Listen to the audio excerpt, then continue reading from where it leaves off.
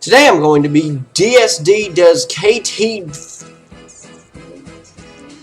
D's FT3DS. And so we're going to dive right into it. I'm going to tell you about the game. I own it. I have it not in my hand. This is a proverbial what it would look like because I have it and I put it into my Nintendo Direct. So I got points, which is a neat thing. I'm not ever going to use them, but I can get a backpack one day. And that's a nice thought. Pepsi. It's not even good anyway.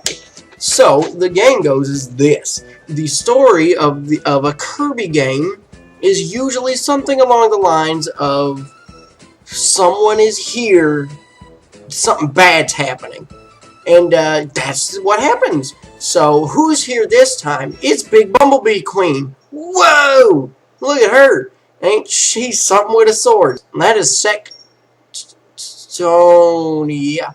I played the game. So anyway, so Big Bumblebee Queen sends her little Bumblebee bitch. That's Bumblebee bitch. So Bumblebee bitch comes on downtown, and she's like, I got the hero of Dreamland, which is King DSD, which has never, ever been the case. You are bad. You're a bad Bumblebee bitch. So anyway, Bumblebee bitch gets King DSD, and then King BBB gets kidnapped, and so Kirby says, I'll save him. Anyway, so big old Bumblebee Queen is capturing Skyland from Pixie Fairies, and Pixie Fairies drop big old fruits and big old nuts, and then Kirby eats the big nuts and becomes Hypernova Superstar Kirby, big rainbow faggot, sucks up everything in his path. Wink. And then so that's the new gimmick. The gimmick is that he has that. But all of your favorite powers return. Arrow, hammer, singing, rock, being a rock. Rock is the best power in the whole game. And anyway, so you know, you do Kirby things. This is the traditional Kirby platformer, because Kirby can do that. And then so you have everything that you like, except for the 3D, and this is me talking for real, is utilized very nicely. There are things in the background and the foreground, typically in stages while Kirby bojangles along. There'll be a Waddle Dee chopping down a big old tree, and then the tree will fall in the back and then crash in the front. And you gotta go, fuck, dude, I didn't get hit by that tree because it's easy as shit. And then there you go, and you've beaten the whole game from dodging that tree. Now, after you dodge the trees and do all the other things that are around, you fight the bosses. And the bosses are your standard Kirby affair of bosses. There's one that is a dragon. There's one that's a big sword. There's one that's a rock.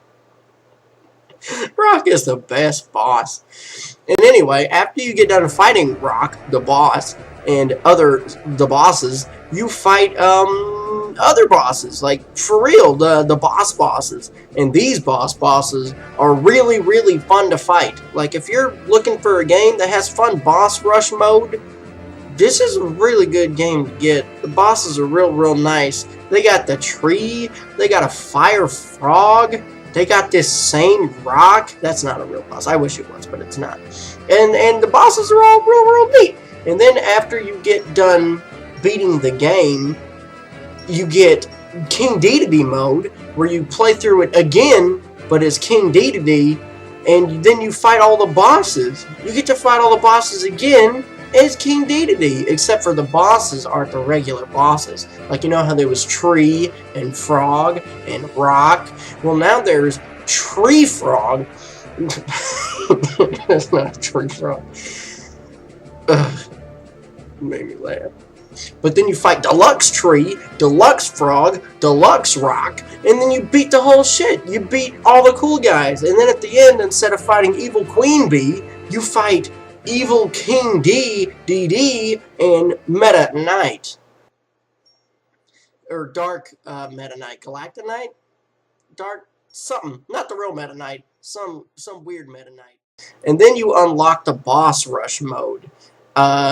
which is just one big old fladangle through the bosses is Kirby. And then after you beat that, then you get the true boss rush mode, where you play as Kirby, but they don't give you as many healing items. And there's a whole, like, 3 extra bosses that aren't in the story mode.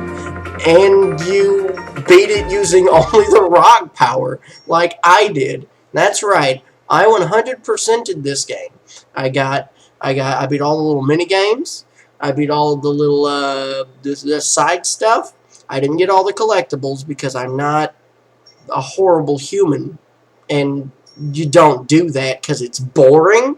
But I beat all the stuff that matters using the rock. It just makes you invincible. You can't even take damage. I just jump in the air, turn into a rock, fall, and then just sit while the big bosses are doing their cool Dragon Ball Z-esque laser beam smashes onto my body. I'm sitting there in a statue. I don't take any damage.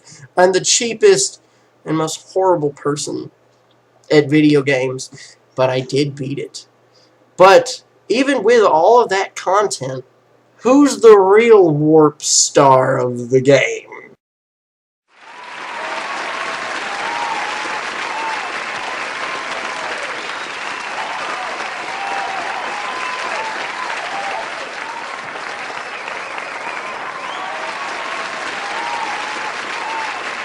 And that, my friend, is the music. The music goes from all sorts of things. You have happy lumberjacks cutting trees. You have very delightful snow rolling slowly music. You have really neat piano about to get your ass kicked boss fight, except for you're not because you're a goddamn rock music. They have rock music. There's this dubstep song that's in here. They have whatever the hell this is, and then they have rock.